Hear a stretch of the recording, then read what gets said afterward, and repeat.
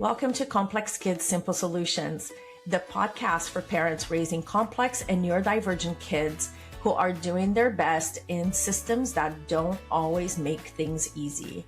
I'm Michelle Shoaidi, founder of Special Education Concierge, a mom to a complex kid, a speaker, and an advocate. This space isn't about perfection. It's about real life, the hard days, the small wins, the moments where you wonder if you're doing enough, and the moments where you realize you are. Here we talk honestly, share practical insight, and simplify what feels overwhelming. One conversation at a time. You are your child's hero.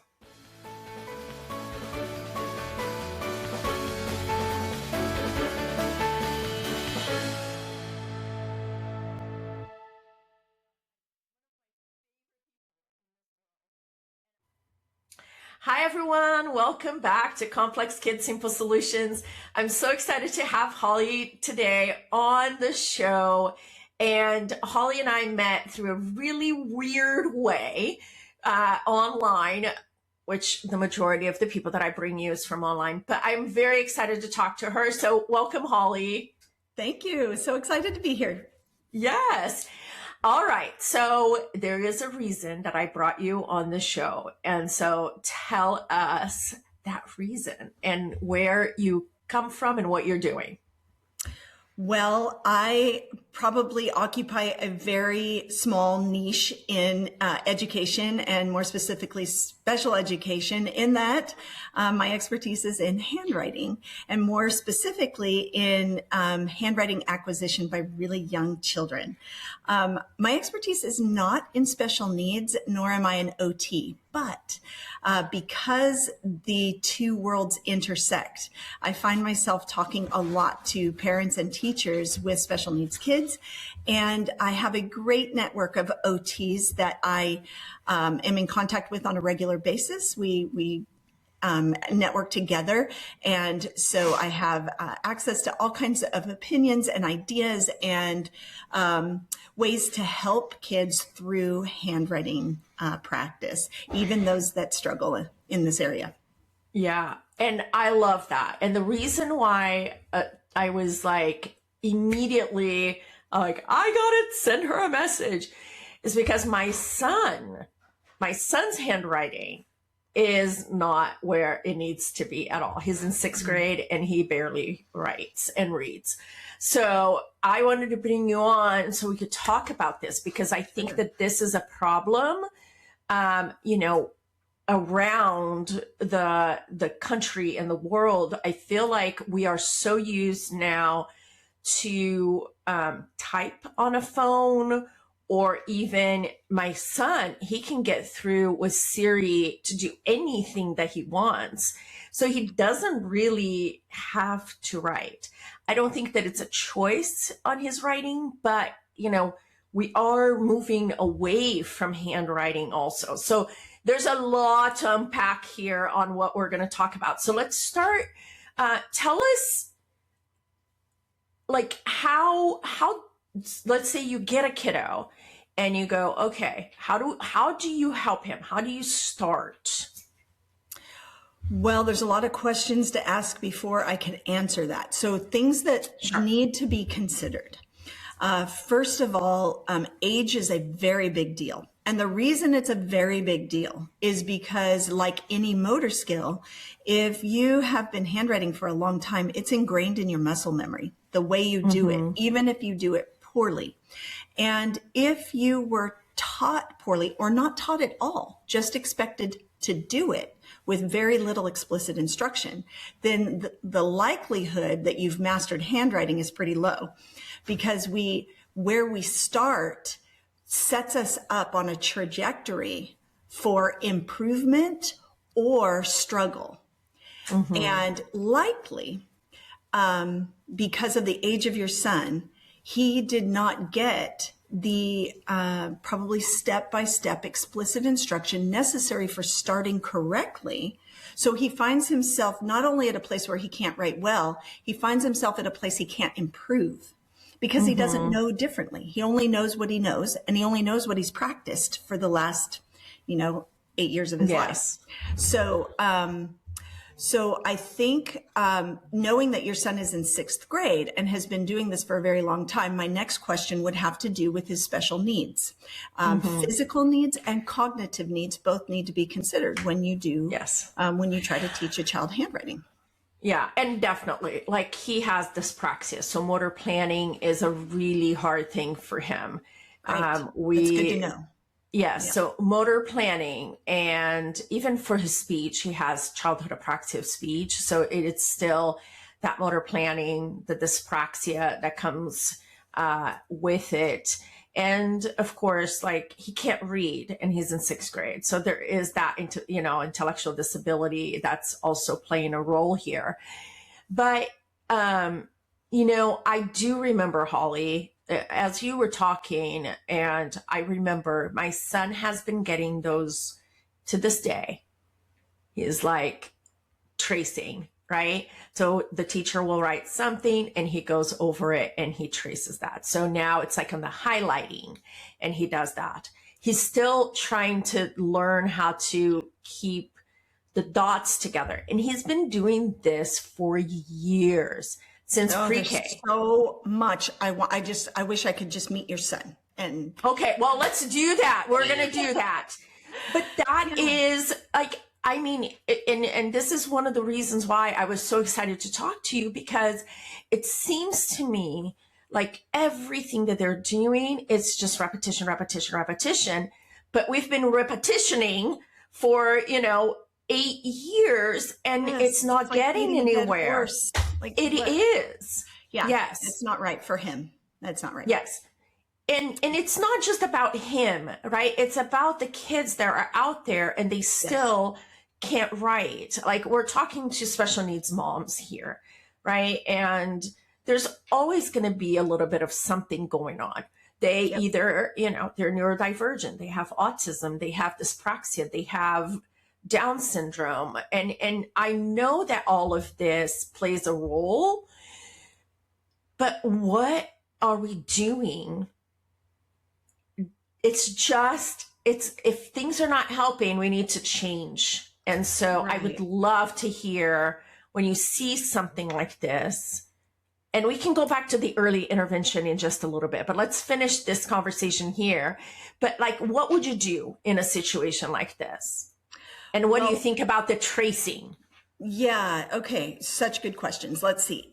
First of all, any kid that comes to me, especially neurodivergent, I want to know why the caregivers, parents, special interventionists, why they want the child to handwrite.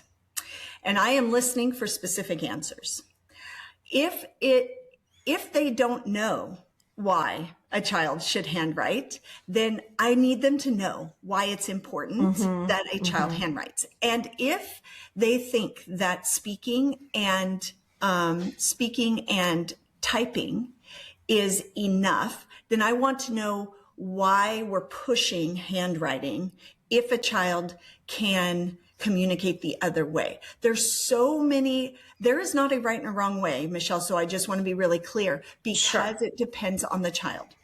But let's speak broadly about what handwriting does for the brain and in some ways for the motor skills, because a lot of these neurodivergent kiddos have issues on one or both of those sides. And I do like to split handwriting into those two major components, which is why our program is so unique. Our resources are so unique, because it takes into account motor skill separate from letter knowledge and ability. Because transcription skill is two-part. We've got the mechanical part of getting words on paper, and then we have the cognitive part of even understanding the words that are getting onto paper, the sound to the grapheme to phoneme correspondence that you start with. So obviously it's pretty complex. There's a lot to it, and neurodivergent kids present their own issues, so they have to be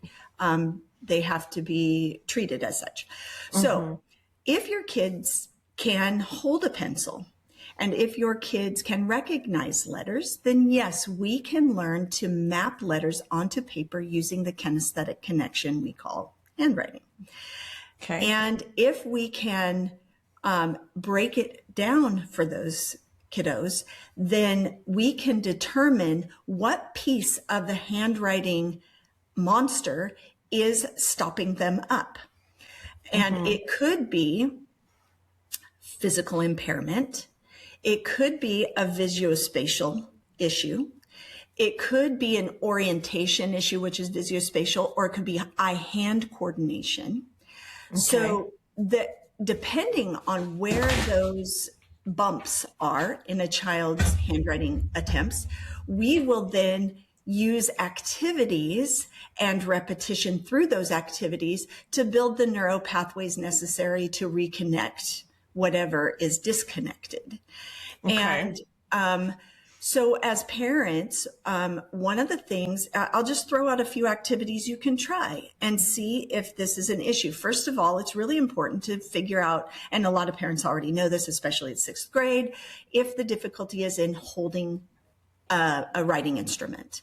If it's difficulty in holding a writing instrument, there's a lot of exercises and activities you can do that have nothing to do with holding a writing instrument that might improve hand strength, that might improve eye-hand coordination. And a lot of those things are large motor skill exercises, like doing pull-ups on a pull-up bar. I'm speaking to sixth grader. Of course. Yes. Be playing on a playground or doing the monkey bars. Balance also helps. That, the vestibular side of things, where you're like trying to orientate things in your head and your eyes, and wobble boards are a good way of starting to connect the brain to the body in special ways. Yes. There's also, go ahead. No, continue. No, continue. Just a couple other thoughts real quick. So cool. Things like dot to dot. I would recommend this for your son. I don't know if you've done this yet. Maybe you have. But dot to dot is interesting in that, and you don't think about it because when you're not challenged, it seems to come pretty naturally. But one of the weird things about dot to dot is if you trace a line, and this speaks to the letter tracing that your son's doing. If you trace a line, just think about where your pencil and your eye start and where your pencil and your eye go.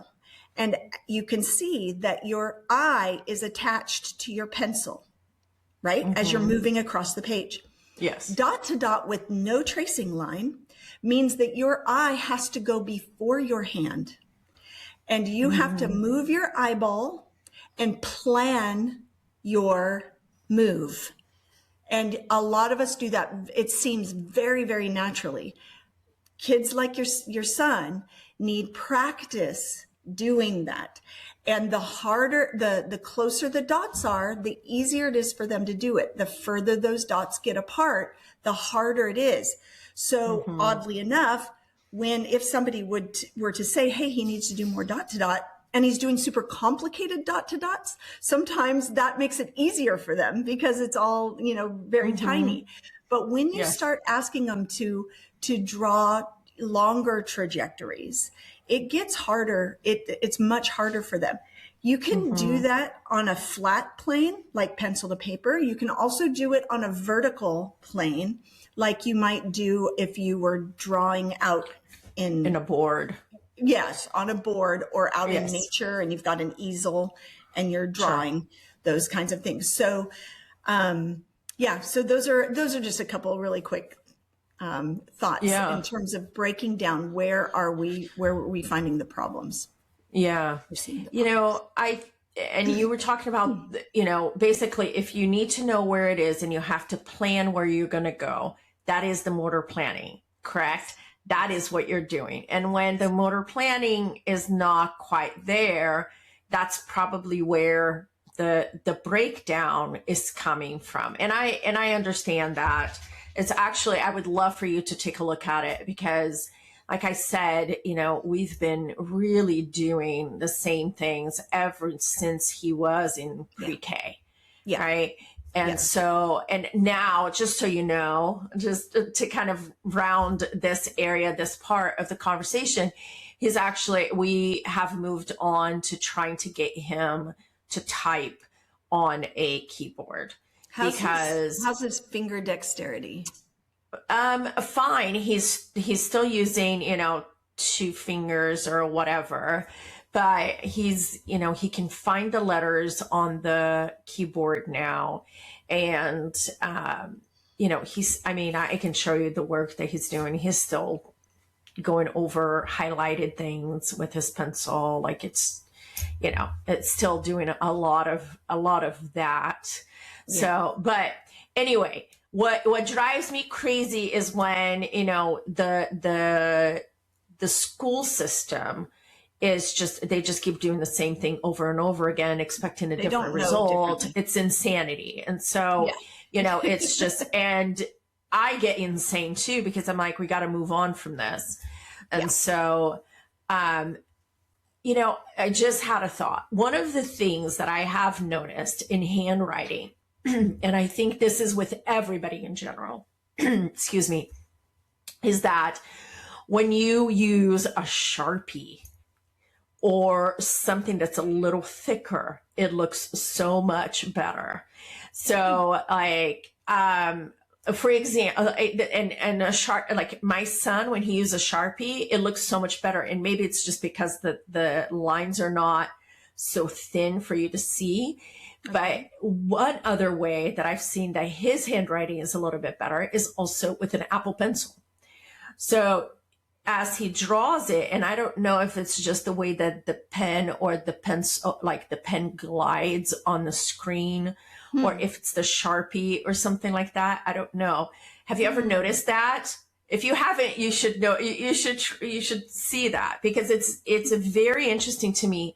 He can, like, his letters look so much better when he is using like the Apple Pencil or a Sharpie.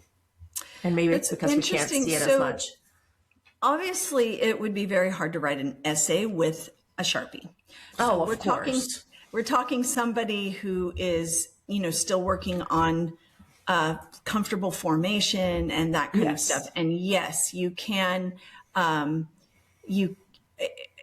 size of lettering is a little bit weird, because when you get to younger kids, it's actually a little bit harder for them to it bigger, because they don't have the control to make straight lines. They're still like kind of wiggly, and but it is different. That's why at the very beginning I said age is such a big deal, because the ability to control your large motor skills and hone your smaller motor skills varies depending on how long you've been using your motor skills. Of course. So, and when it comes to the glass writing with the stylus, yes, there's a lot of talk about that. Not a huge amount of research on this. There's a common thought that textural stuff teaches sensory better, or so there's that the friction that's caused by a pencil being on paper is thought to be a better sensory input, a stronger sensory input, especially for newer kids. Again, I can't point to specific research on this. It's probably out there, but I can't readily recall it in my brain. But I would say for older kids, it probably just has a lot more to do with exposure and frequent use. So if he is more used to using a stylus and working on that whatever it is on glass, it probably has a lot to do with the practice he's been doing. Yeah. He hasn't been, like, we haven't introduced that. He's still trying to write on paper and doing all of that. Okay. So we talked a little bit about the older kids. Let's talk a little bit about the early intervention, which is probably the main time that you are seeing the kiddos, correct? Right. Yes. Okay. Let's talk about that. Tell us. So the really great thing about introducing handwriting early is that it's a lot like learning a language or a an instrument or a sport where you have these huge open windows, billions of neurons, floating around trying to find meaning and connection. And they do that through sensory input. And handwriting is just such a good sensory input. So I think I touched on the idea that we split motor skill from letter learning. So when we're very young, when we're working with kids very young, we are really focusing on the motor skills because that's going to come first. And that is because motor skill is different from cognitive knowledge, and cognition develops differently, starting with very concrete understandings, one-to-one correspondence of the physical environment. So any parent would know that we just automatically start pointing to things and calling them what they are, right? A cat, brother, cup, whatever, table. And the kids really pick that up very early, like before the age of 2, they're starting to say water or, things that they are exposed to on a regular basis. What is harder for a kid to understand is a sound to symbol understanding. So that shape you see on the paper is called a B. That's easy for them over time. That's the first thing that they get is you see the B, you say the B. Oh, that's what that is called. So they're basically naming a shape. But knowing that B symbolizes B and spells a word and formulates a thought, that gets way more complicated. So when it comes to handwriting, it's just better for the kids, if you're going to start early, to separate those two things and make sure you're working on the motor skills needed for handwriting. And while you're working on the letter knowledge needed for handwriting, our Squiggle Squad is the curriculum that I have written. I did this on purpose because this is not the way handwriting is taught. And we're asking 3 and 4-year-olds to write letters, and they have no idea what a letter is. They can't hold a pencil. They can't control their muscles. So you are basically creating this frustration because kids really want to understand. They naturally are seeking connection. They're naturally seeking to please you and do what the teacher's asking. But when you ask too much, they can't do it. And so it's no wonder to me that kids often say they hate writing because we walk them into it in such a weird way and just expect them to pick it up. When you're working with neurodivergent kids, you have to be especially mindful of the different needs of each of those kids and really intuit what aspects of handwriting instruction are needed to be targeted. So in a young child, that's what we do. We separate motor skill, and at the same time, they're learning what a letter looks like, what it says, and then on the other hand, they're learning they're gaining muscle strength, dexterity, eye-hand coordination, all those things that are going to be necessary to put them all together and create what we call hand. Yeah. It's interesting because kids, so you look at the school system, and this is what they do, right? They go through, okay, these are the letters, these are the sounds, ball, cat, and it goes into the phonics, right? And then they go into that.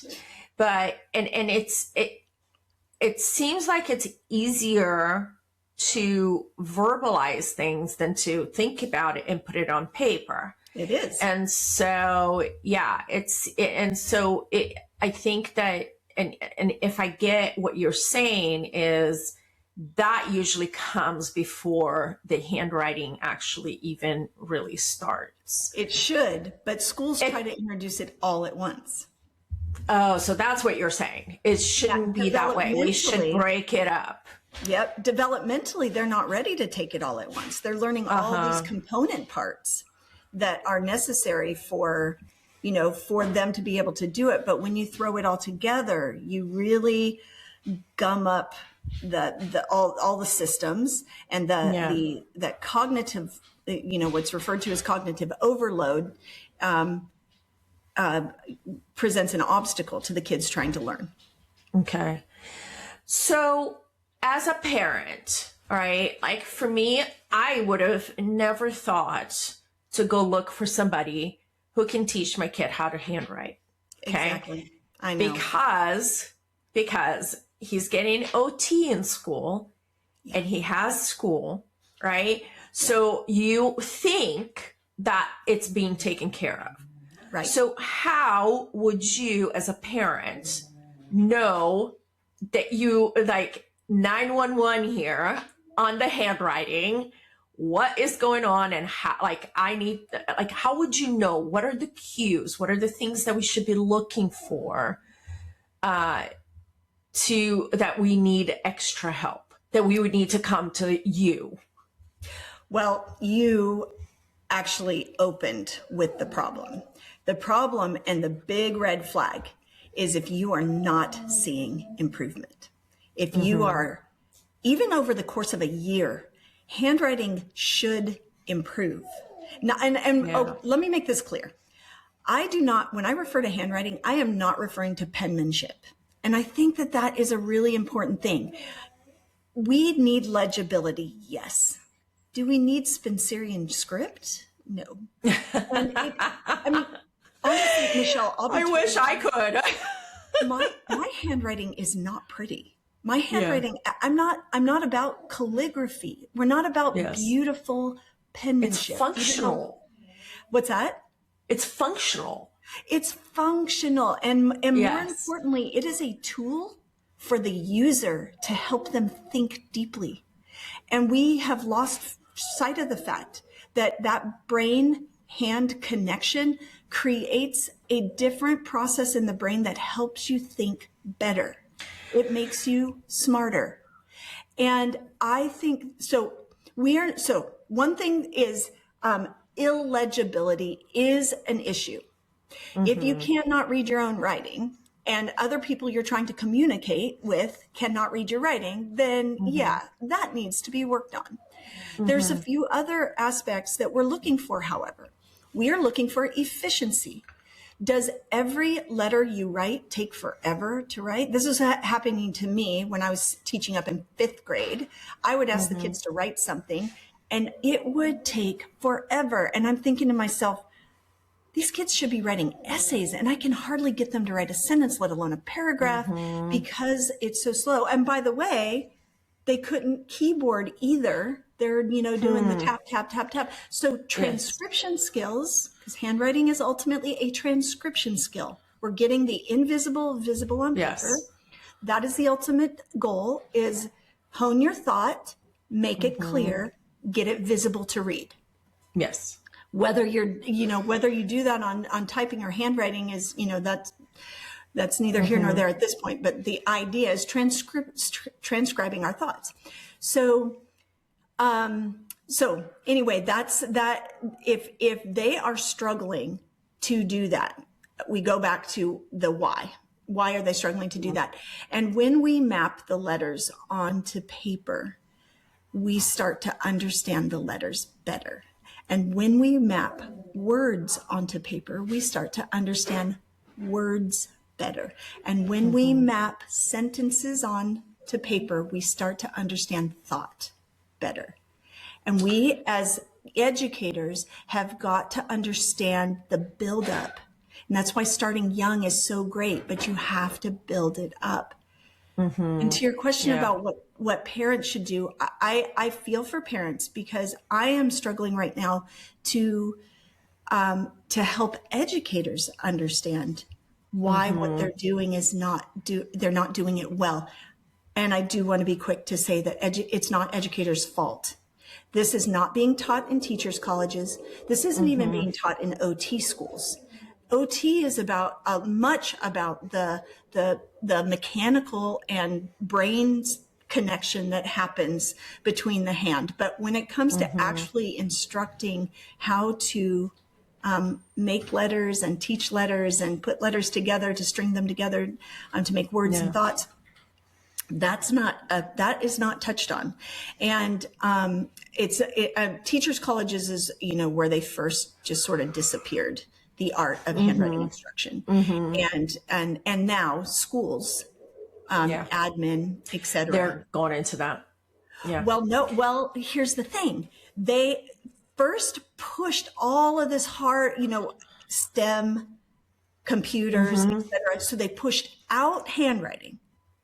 They pushed out the instruction, teaching the teachers, and now they're pushing out the technology, but they're not showing the teachers how to teach handwriting. Yes. Yeah. So now the poor teachers they're it's like whiplash for these teachers. I just feel for them so much. But anyway, there's an art to it. There's a good way, and there's very wrong ways. Yes. So, one of the interesting things, so just a little fun fact, but I was born and raised in Brazil. I came out to the United States when I was 17 years old. Wow. And our handwriting, I write cursive. And once I got here to the United States, my handwriting kind of changed a little bit. And so it's kind of a mix now. And I have awful handwriting. I really do. Like, is it functional? Yes, it is.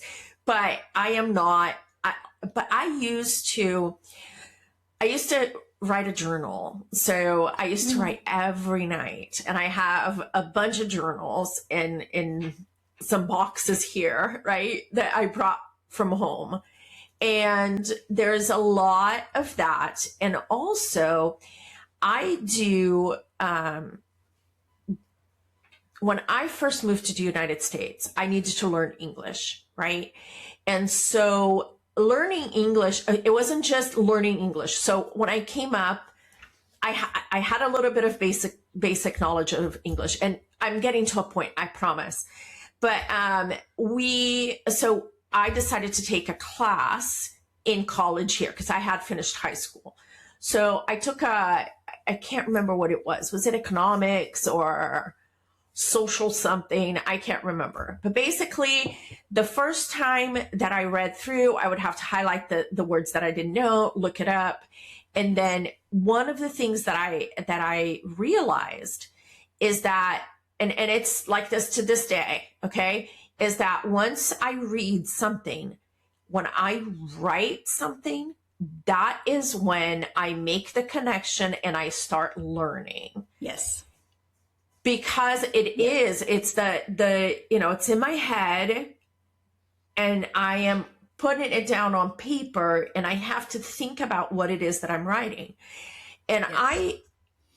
I don't know how things are today in the school system, but for example, my daughter, she actually, she's in third grade, so they are learning how to cursive. And so she is starting to kind of use more cursive than she did before. But all the majority of the learning, it's crazy. It's on computer, right? And and of course they do some, her teacher is old school. And so she still has all the prints and things like that. But, we are getting away. We're not a society of handwriting anymore. Right. You pull out your phone and you put your notes in. Right. That's how we are getting away from that handwriting. And it makes me, I think it's crazy, because what if technology goes away, right?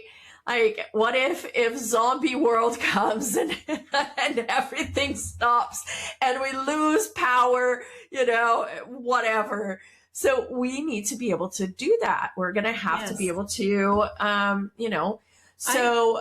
Can I jump in ahead. real quick? Of course, please. I think it's more tragic than that. I think it's more tragic than we know, because not being able to handwrite, if technology goes away, is one thing, but not being able to think because we've never handwritten is another issue.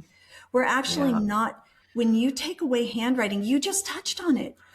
And English language learners is a perfect example of how handwriting helps you learn better, because I speak Spanish, and 100%. When I am trying to learn something, understand something better, if I write it, not only do I learn it better, I remember it better. Yes. And that is true in your own native language as well. And it requires that you process your thoughts differently when you handwrite. So if we were to learn handwriting and then not use it, we would still be better humans than if we were to have never learned to handwrite. Yeah. Yeah. It makes sense. We would be smarter, more intelligent, because it is a learning tool. Yeah. If we take it it away is. from children in the elementary schools, we are taking Yeah. away a brain tool, a brain Yeah. training tool that they need Yeah. to learn how to master language. Yeah. So, okay, I know that you, because I really want to make sure that the listeners get this right. So if you are listening, what are the signs that they should be looking for that they need that extra help for their kiddos? Let's talk about that. Yeah, but this is a good exercise for me too. So, not knowing, of course, all the needs of your audience's children. Sure. I would first look at the struggle. If your child always gets anxiety when they have to write, if they are stressed because you've told them that they have to write something instead of speak it, or write something instead of type it, then I think that is your first red flag. And my quick advice for that is to stop making them do two jobs at once. So oftentimes you have an assignment where you're learning, let's just give an example. You're learning about bats. And the whole objective of the lesson is to understand how bats live, where they live, what they eat, and etc. And you want them to handwrite. Now you have just added a layer of complexity to them learning about bats. My suggestion would be that you separate the two. If they are struggling with handwriting, you need to work on handwriting, but don't make them learn something else while they are practicing handwriting. So, and this can be very short assignments during a day, but you treat it almost like you would treat a physical education, where you are giving them something easy that they already know, that then they are required to write. And again, you break it down. Where is their hand hurting? Are they holding their pencil wrong? Etc. So that would be my first thing, is break it apart. If you really, really want them to learn about bats, then go easy on the handwriting part of it. Maybe you give them a sentence and they copy it, if that's part of handwriting practice. But again, you're not asking them to learn something while they're practicing handwriting. Hope that I didn't go too deep into that. I mean, Oh, no. That's great. Because, part of one of the curriculums that they're using with my son right now, it used to be called ULS. I think it's something else now. But part of the curriculum is you listen to the story, you formulate a sentence about the story. Like there's either a question or something like that. And then you answer it. And then you need to write that. It's not, so that is what ULS is doing. And so usually what happens is he listens, there's a question, or what was the story about? Or, who, like, what did the duck do when, whatever.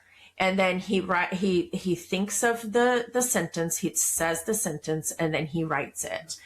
And so I really, really, I've been trying to learn a little bit more about these types of curriculums, because I feel like, let's just be honest, the majority of curriculums that they have used with my son have failed, right?